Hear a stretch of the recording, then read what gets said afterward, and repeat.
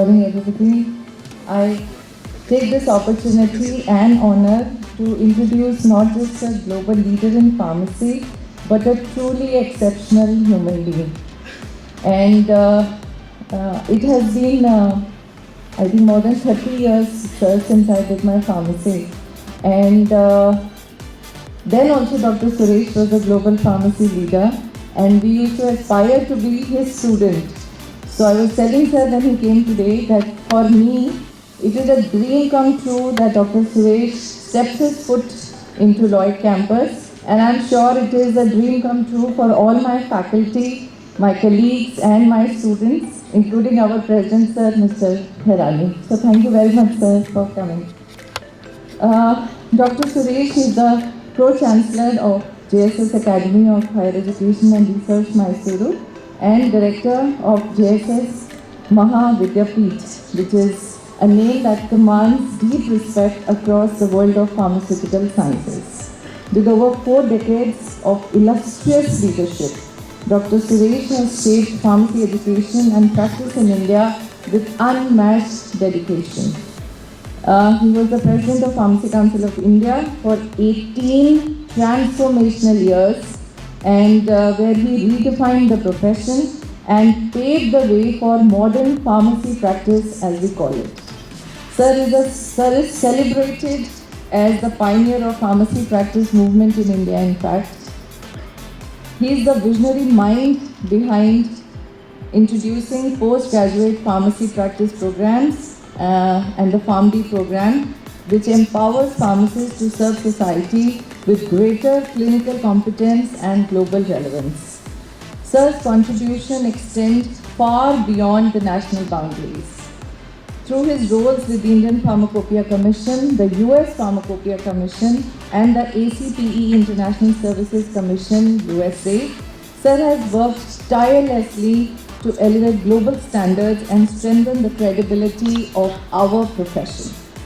Sir has been honored with numerous prestigious national and international awards, yet what truly sets him apart is not just his achievements, but his humility, his simplicity, and his ability to think beyond textbooks and boundaries.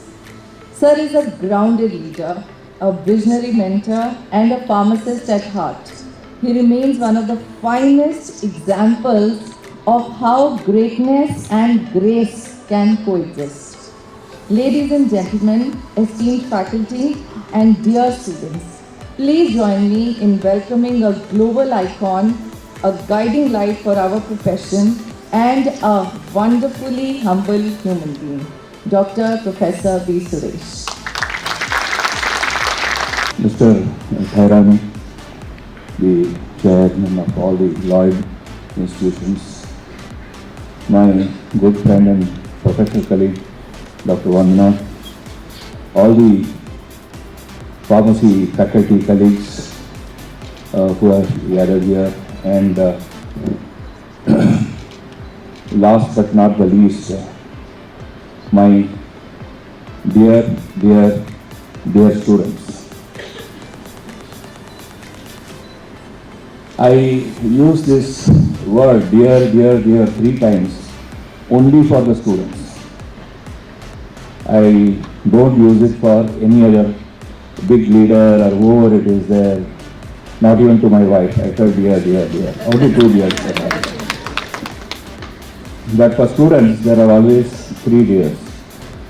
And this I started when I became the principal of the pharmacy college at Ooty, where I started my first step of the career. And only difference from there to now is when I say dear at the Ooty Pharmacy College, there will be a thunderous applause from the students. I didn't hear that here.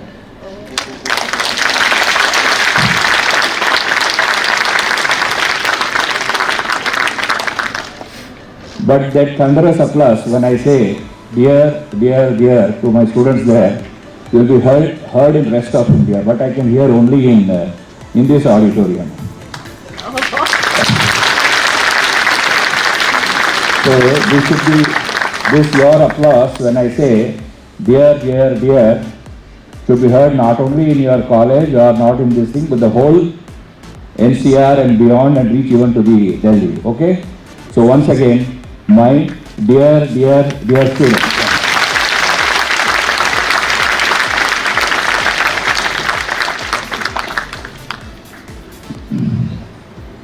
There is a meaning for these 3 dears, what I say.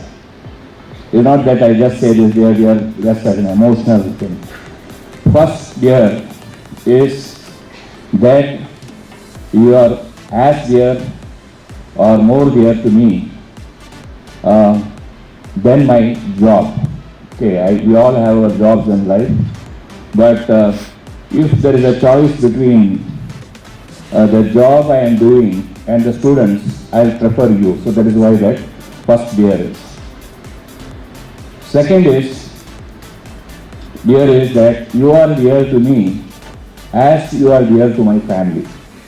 Okay, so that is the second dear for this meaning. That is, I treat you all as extended family of mine as pharmacy professionals, rather than just looking as students or teachers or this thing. Second dear is for that.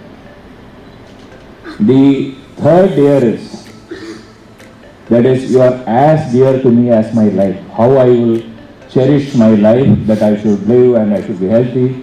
I will cherish you as much as what is you. So once again, my dear, dear, dear students.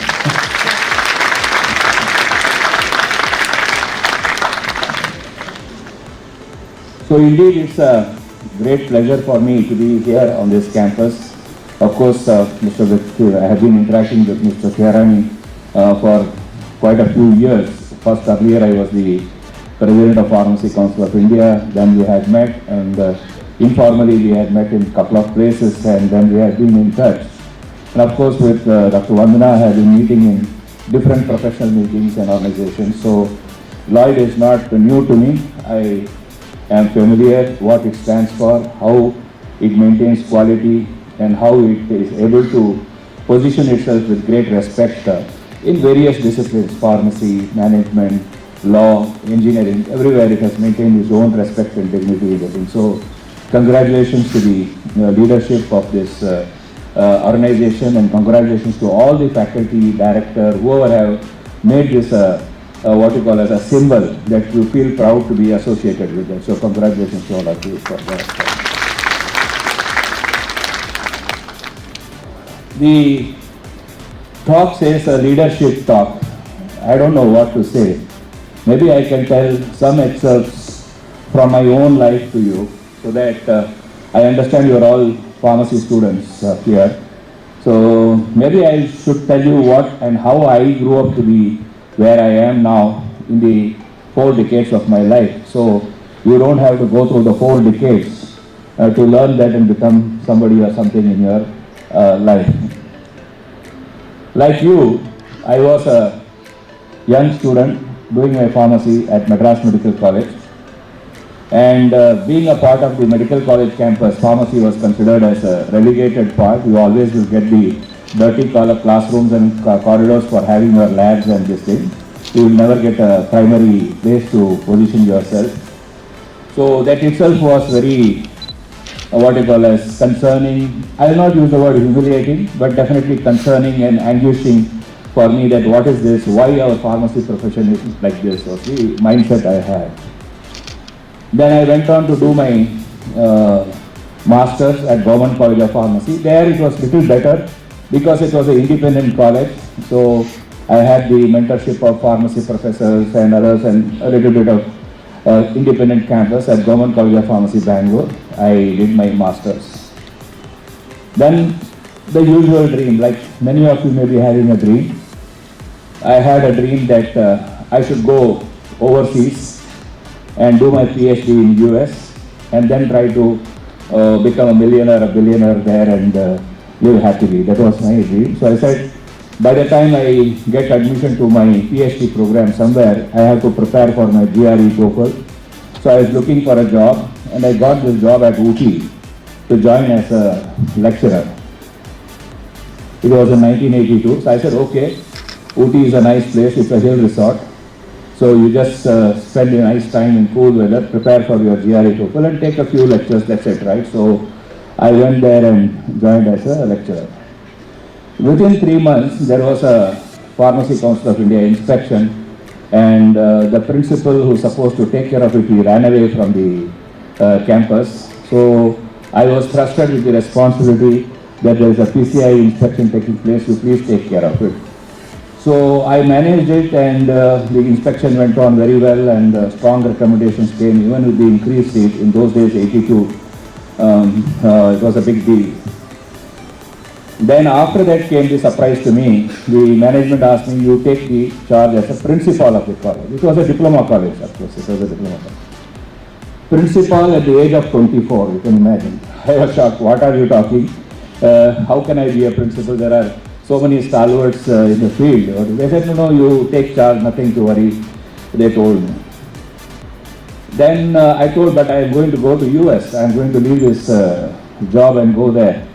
They said, till then you be there. So I took the charge as principal in 3 months after joining there. And I got my admission to Idaho State University in US. And of course, when I went to the management, I told them that I am leaving. Please let me off so that I can go and get myself admitted there. They said, why do you want to go there? Is it that you want to make more money, so you are going there? I said, no, I have the confidence, if I want to make money, I can make money anywhere. I don't have to go to US to make the money.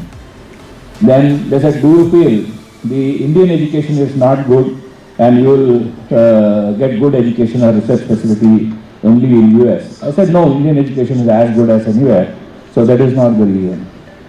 Then third, they said, is it that you are enamored about the Western life? You would like to go and live there in the Western world and enjoy that? I said, no, I am not enamored by the Western life. Then they said, all the answers you have given, then why you want to leave?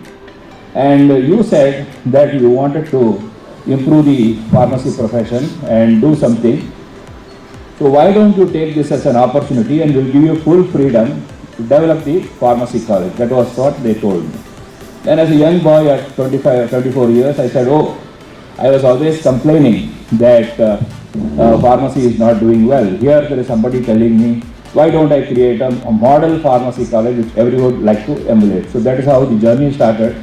I stayed back, I didn't go to US, and then the pharmacy college at Ooty became slowly famous because I started the B.Pharm program, and then I started the master's program.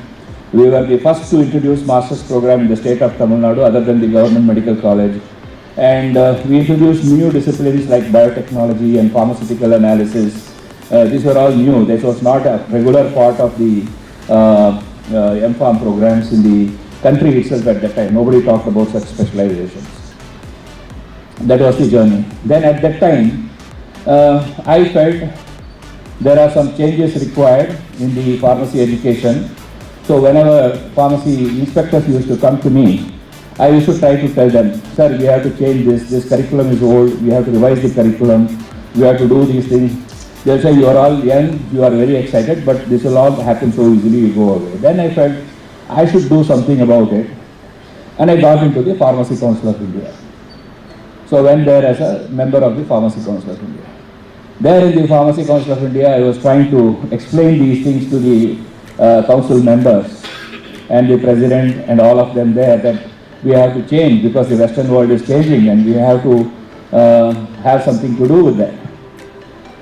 Then they said, no, you have just come in, you wait. People have here been there for 10 years, 15 years, 20 years, we are struggling, we don't know it's so easy. You have to go to government, you have to get your approval, all this is not possible, was the answer they gave. So when I said, okay, if you want to bring a change, then you have to bring the change. So I changed the president and I became the president.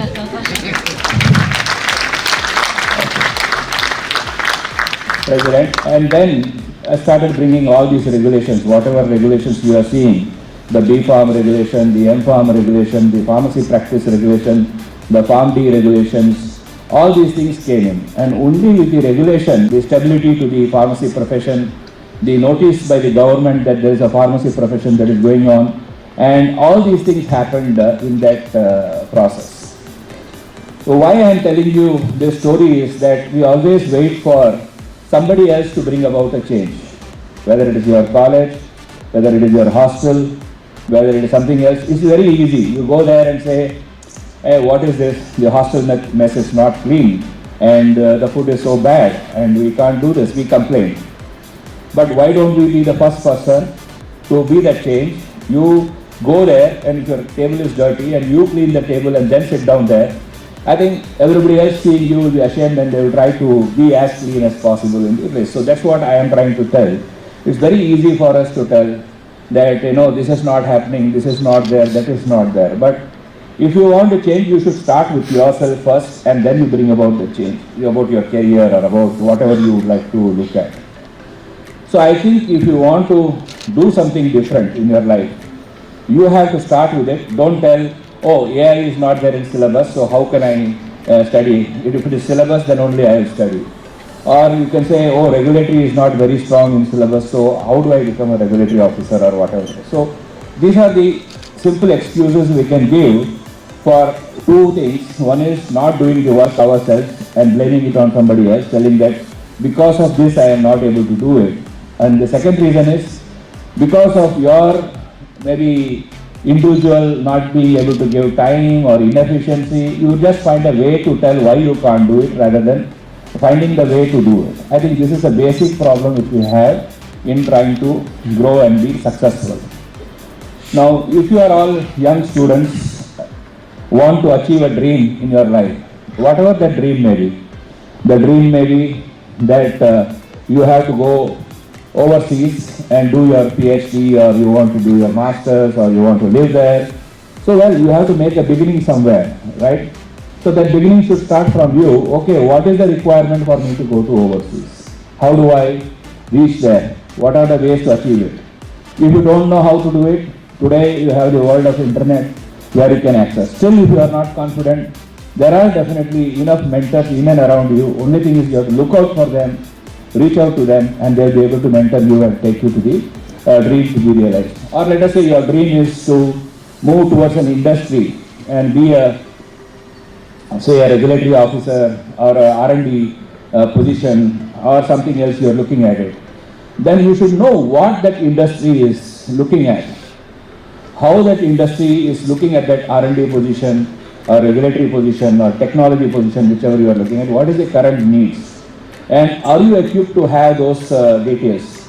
All will not come in the classroom, all will not be there in the syllabus. If you want to achieve something, you have to add those ingredients and do it. I'll just give you a simple example. Like when you eat your food at home, your mother prepares standard food for everyone in the house. Okay. But if you like little spicy, your mother cannot prepare two different foods, like spicy food for you and another food for the another person. So what do you do there? You take a pickle or you take some pepper and add it to your food and try to make it to suit your taste and move forward. So your education is also like that. So education cannot be designed for each individual separately and provided. Education gives you a platform. Now if you want to make it more spicy, then you have to add those ingredients and move forward in your life. So that is how you are going to achieve and achieve your things. Of course, if you do not know how to do it, you can always ask somebody who eats a lot of spicy food, okay, if I have to make it spicy, what should I do? They say, okay, you add this pickle and mix it with this and take, it becomes very good. I think this is something, as a simple example, I tell you that if you want to do something and you want to be in a position in industry, you have to add those ingredients in your life, whatever that it is. Like today, the industry where you are going to work, they do not look at your qualification. Qualification is a prerequisite. They look at what skills you are bringing in along with the education you are having. Those skills, first and foremost skill, is not about whether you know computers or that's all considered as a normal thing. If you want to cook, you have to have a flame, right? Without flame, you cannot make you cannot do your cooking. So same way, degree is your flame. That's all. You have to do it, so you have a degree, fine. But if you want to make it something more meaningful, they want to see how with the given ingredients you are able to adapt and make a good food. So same thing, when you go to the industry, they say, I don't have the knowledge which you are telling, I want a computer, I want this, I want that software to do it. This is it, but I want to do the regulatory filing. How do I go about it? So whether you are able to adapt and respond to the needs of the company. Now let us say if you are working in an industry for say 5 years in a parental division, okay, and the company decides they want to move out of parental division and they want to move to oral dosage form. And they say, sorry, we are winding up parental division and so there are no choices, so you will have to find other place and opportunity. And do they fire all the people? No, they retain few people. Why do they retain those few people? Because they have the skill to adapt and change and move to the next formation. So that adaptability is one of the skills which you should have based on the industry's needs which are there. The second important thing if they look at it are how good are you at learning further. Now, are you stuck where you are with your B.Pharm degree or M.Pharm degree, or you know what is happening even advanced in that field? Where is it going?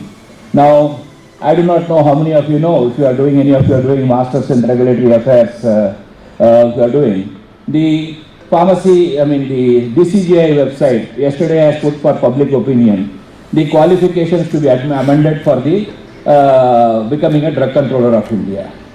So, this is an update. Now, how many of you are updated about these changes that are happening? I'll just give you as an example. Let us say if the Schedule N is being modified in the Drug Control or the Drugs and Cosmetics Act. So, how updated you are? What are those modifications? If the question is about impurities in the APIs, so how updated you are about the nitrosamine impurity and how much knowledge you are having, whether it is to watch out during manufacturing or to look at during the analysis process, or you are looking at it towards the regulatory compliance. In all these areas, this is required. So, this requires continuous updation for the knowledge. Now, we all spend a lot of time on our phones, right?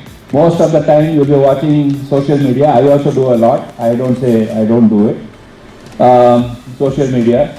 But while doing that social media, 10-15 minutes in that same social media, there are enough articles and enough news from which you can update your knowledge while you are doing the routine thing. So, this continuous knowledge updation every day is going to help you in finding a meeting. Let us say you are having a meeting in your with your production team there, and the leader is of the team is telling, oh, we are having this problem, maybe we will have to shut down our plant for 3 months or 6 months because of this thing.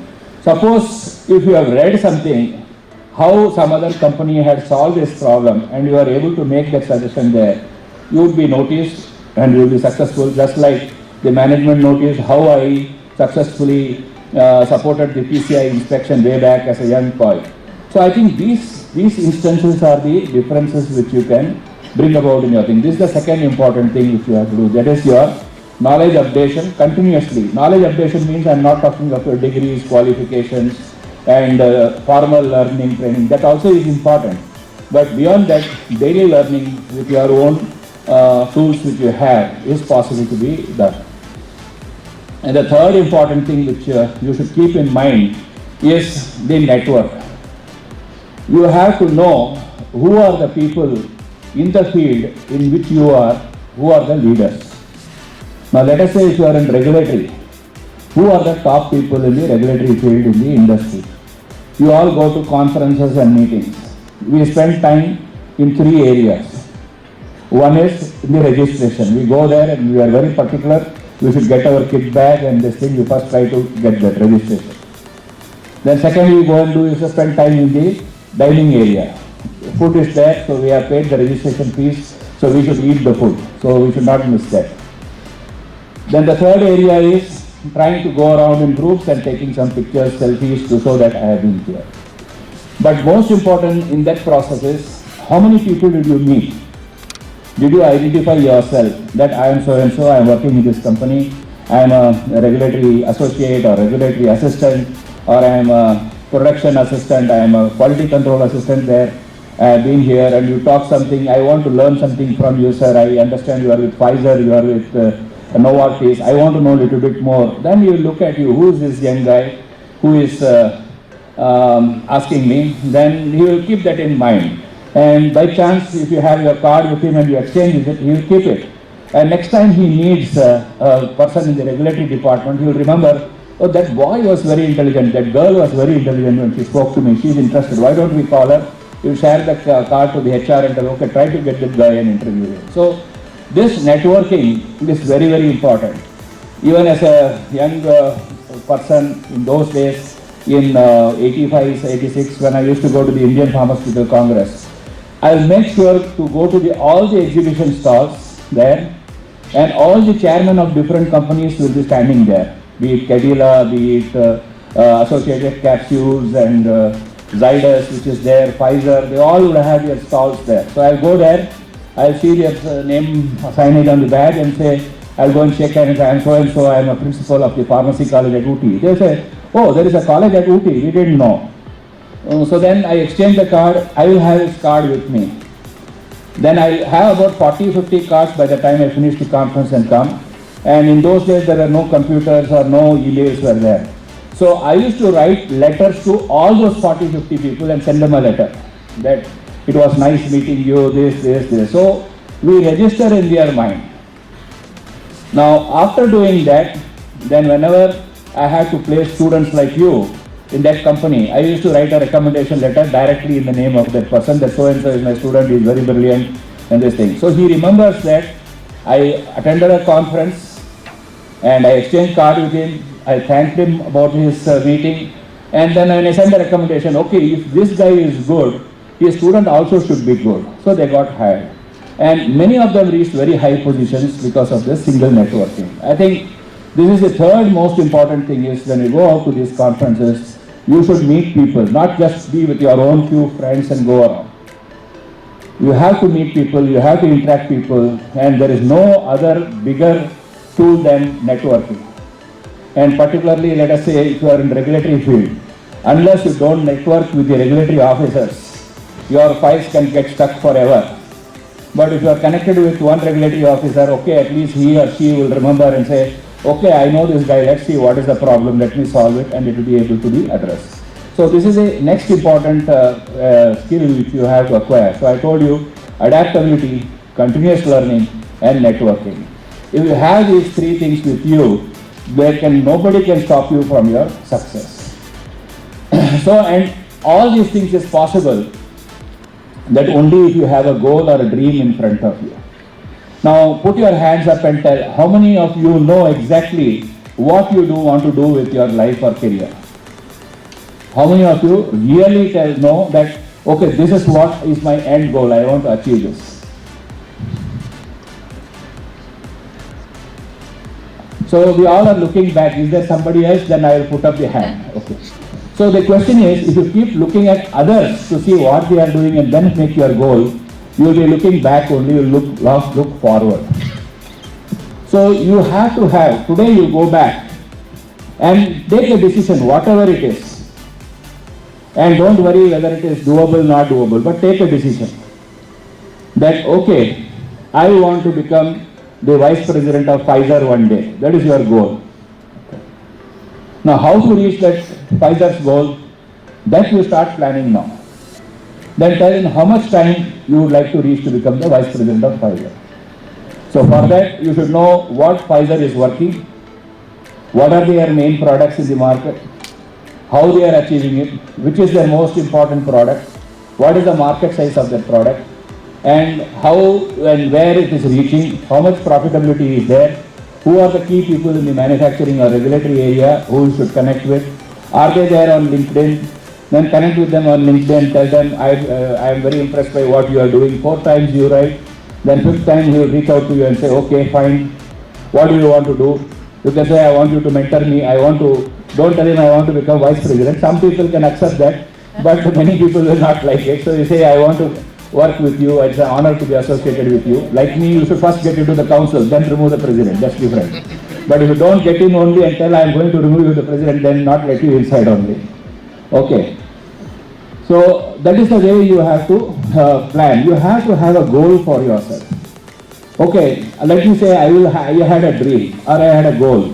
Besides these regulations, I had a dream that our pharmacists should work shoulder to shoulder with other health professionals. This was my dream. That means you have to work with the doctors, nurses and health professionals, and they should give you respect, right? So I found in 80s nobody respected the pharmacist as a health professional. And pharmacists also, they were feeling, no, we'll focus on industry, we are not a part of the healthcare. That was the mindset which was there. I said, no, we have to change this mindset. Globally, pharmacy is a health profession and we should be identified with the health profession. So that was a dream. Now, how that is possible to be achieved, this dream?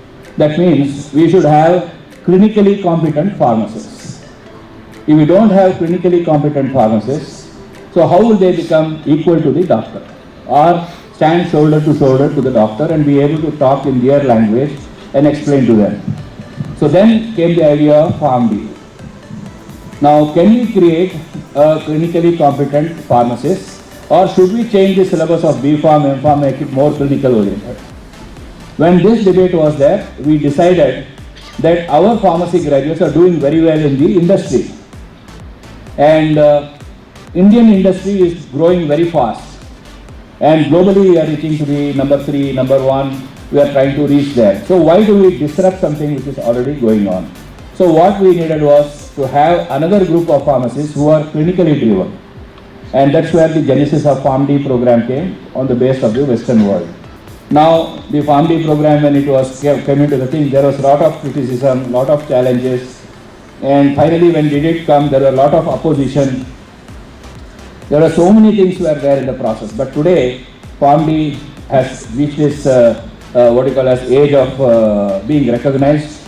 Even the government of India, in their various health-related matters, consider the views of the PharmD graduates. Similarly, those PharmD graduates who are working inside the hospital system, the doctors are recognizing and using their services. Most of the corporate hospitals will have at least 10 to 15 PharmD graduates working in the different roles, be it clinical trials, be it purchase, be it drugs and therapeutics committee, the different committees, they are there. So you have to have a dream, and that dream was set in action and it culminated with certain things.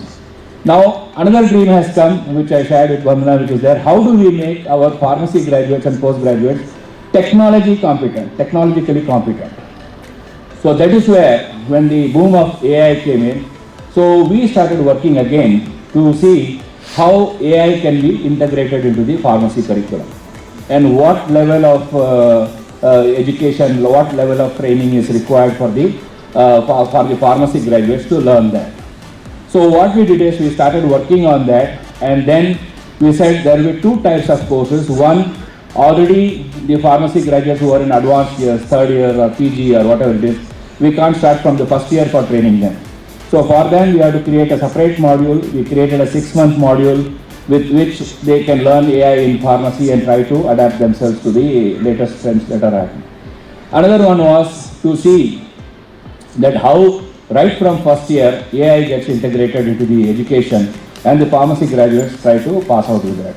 Now we designed that, we have implemented it at a university and we are moving forward. But I am not a person who looks only at myself to do it. Then I reached out to the Pharmacy Council of India and the president and told him, like, this is what we are doing. But if you want to bring about a change in the pharmacy profession, the Pharmacy Council of India, there is an opportunity for you to do it.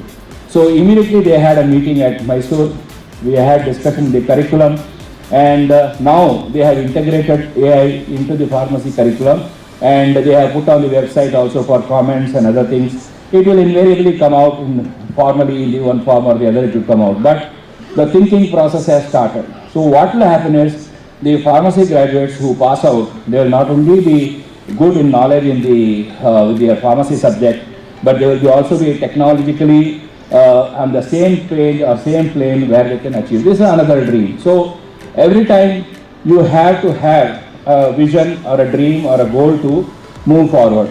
Now, the last perhaps goal or dream I am having is we are creating a campus in Mysore for our university. There is a 100-acre campus which we are having.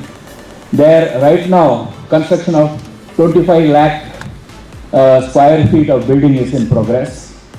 We are looking at 20,000 students being on that campus. 2,000 faculty should be there. 4,000 research scholars should work. So you can imagine the type of infrastructure, the type of planning, the type of the resources you have to put in, buy-ins you have to bring in, the courses you have to design. Now we are dreaming that, okay, that campus will house the PG and PhD programs of pharmacy independently. So that means you can go to the very next level of higher education in the pharmacy field and even be able to bring what I call as the super specialty in pharmacy postgraduate education. That is my, like you know, in the medical field, we have the MBBS, then MD, and then you have the DM or MCH. He becomes cardiologist, neurologist, like that. So now, can we create the super specialists in our pharmacy education? Is the another step which we are looking at. So all things have to have a dream. Now, what is your dream? I think you have to go back and write down. And given the opportunity, I can speak like this for another 2 hours. I don't want to take away your time. So I would like to tell this, that you have to have a dream. I think you all have become very serious with what I have told. Let me tell you some small story, humorous story, and maybe I'll end my talk with that. See, when we go in this journey, there will be always challenges which you are doing. And there will be a lot of arguments. There will be a lot of fights. But you should know where to pick a fight and argue and take it forward, or you just ignore and move on. So for that, this small story is there. Once in a forest, there was a argument and a ruckus going on between a donkey and a tiger.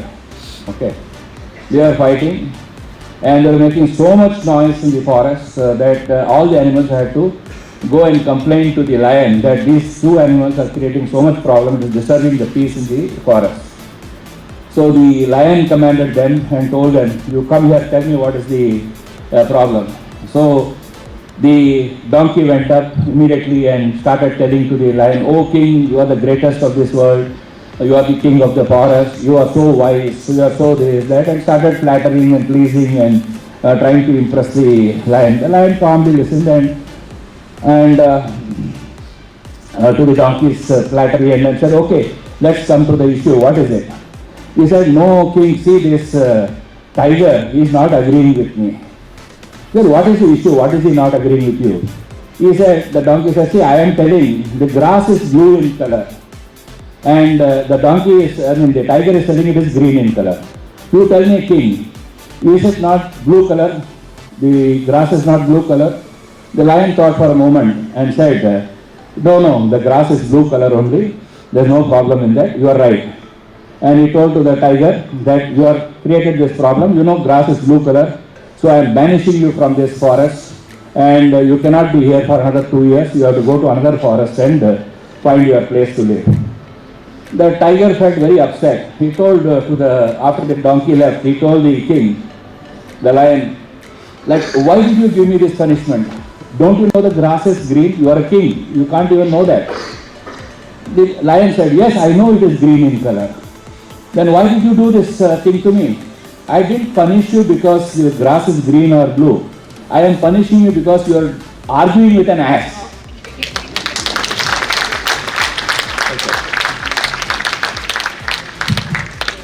So you should know when not to argue and get away.